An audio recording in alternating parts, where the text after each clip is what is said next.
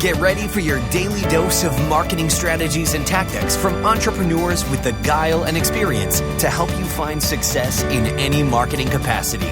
You're listening to Marketing School with your instructors, Neil Patel and Eric Su. Welcome to another episode of Marketing School. I'm Eric Su. And I'm Neil Patel. And today we are going to talk about daily habits shared by the world's most successful marketers. So I'll kick it off first. I mean, this goes without saying. You have to continually learn because things change so quickly. I'm looking at, I have my app, Feedly, and I'm just constantly checking the news, or I'm checking Twitter from, these marketing lists that I follow just to make sure I'm on top of things, right? Just the other day, actually, I got the chance to speak with the VP of Growth at Drift, Guillaume, and he was just sharing so many great kind of tactics around how they really use Drift to generate more sales and marketing leads. So that's something I typically didn't find, I can't find anywhere else. He's just sharing me the exact tools he uses, the strategies, everything, and it just made complete sense to me. So just learning all the time, whether it's talking to other people, reading blogs, listening to podcasts, just constantly learning and not being satisfied. Just because you hit 7 figures or even 8 figures doesn't mean you're done. The learning constantly continues. And I'm curious, Neil, I mean, you're seen as one of the world's most successful marketers. So what do you do? I organize everything in to-do lists and I break them down into daily tasks and I just crank through them. I also read a lot, like Eric's mentioning, networking, talking to other people. I learn more probably from events and meetups than anywhere else. Reading is always good as well, but nothing beats events and meetups, as well as once you get your to-do list done each and every single day. And if you can't, that means your tasks are too big. But the moment you can break them down, you're much more likely to produce better results. Because when you start creating these pie-in-the-sky to-do lists that take 30 days or a few months to complete, you'll find that you miss a lot more deadlines, which means you're much less likely to see results. Yeah, and the one thing that I subscribe to is the book called The One Thing. So when my to-do list, I use Evernote for it. And yes, there's a laundry list of things, but I put one thing at the top where I say, hey, if I'm able to get this one thing done for the day, I'm good.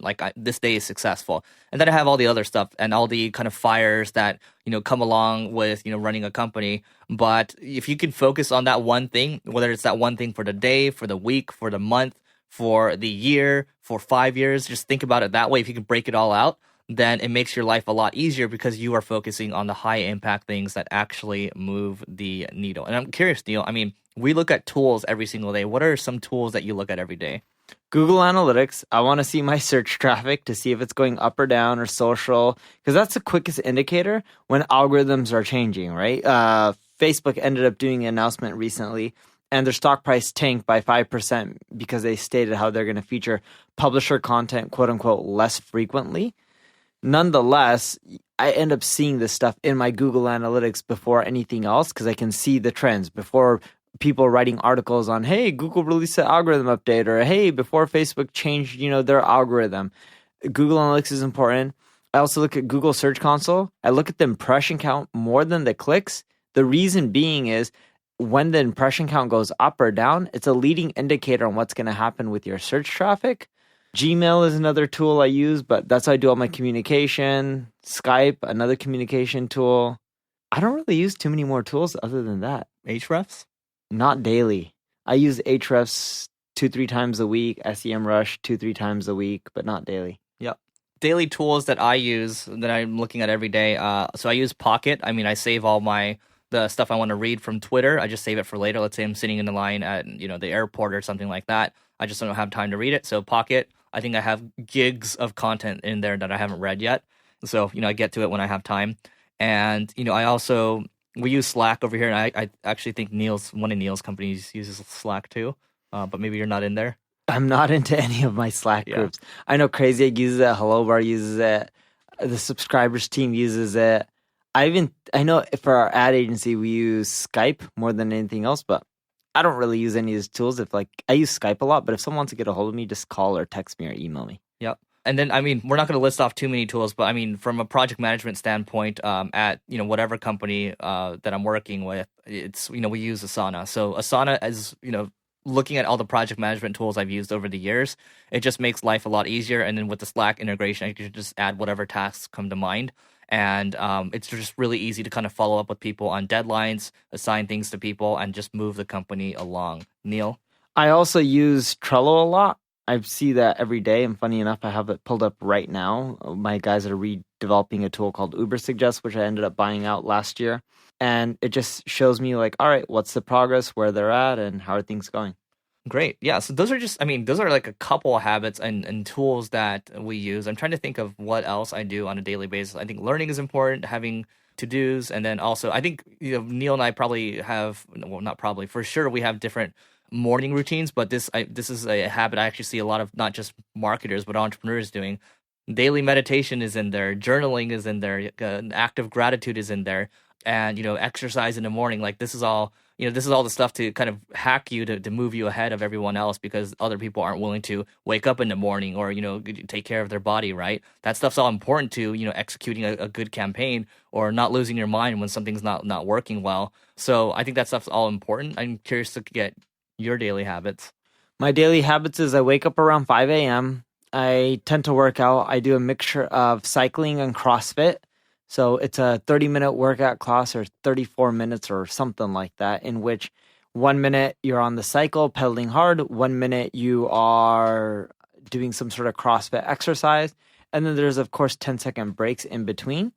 And I do that straight. Then I eat breakfast. I work throughout the day. I work throughout the night. I do meetings throughout the day. I also am on a ketosis diet in which I don't eat things like gluten or carbs. I found that it makes my mind much more clear. It helps me have more energy. It took around 30 days to kick in, but that was pretty effective for me.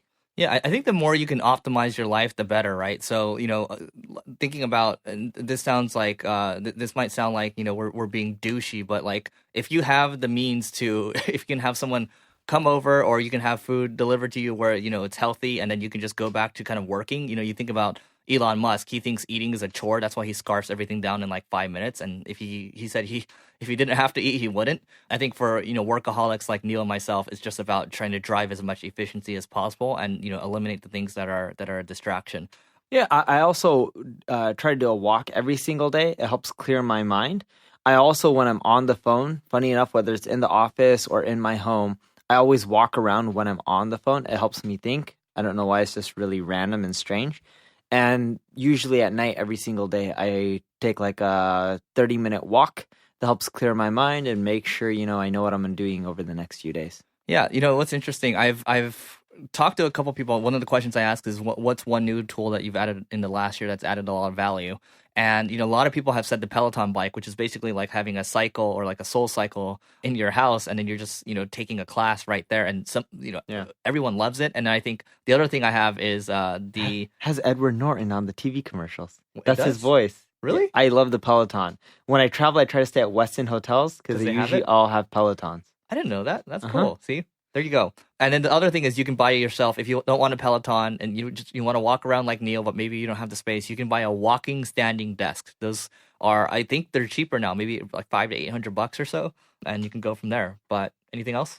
No, that's it. And for our daily giveaway, check out singlegrain.com/giveaway.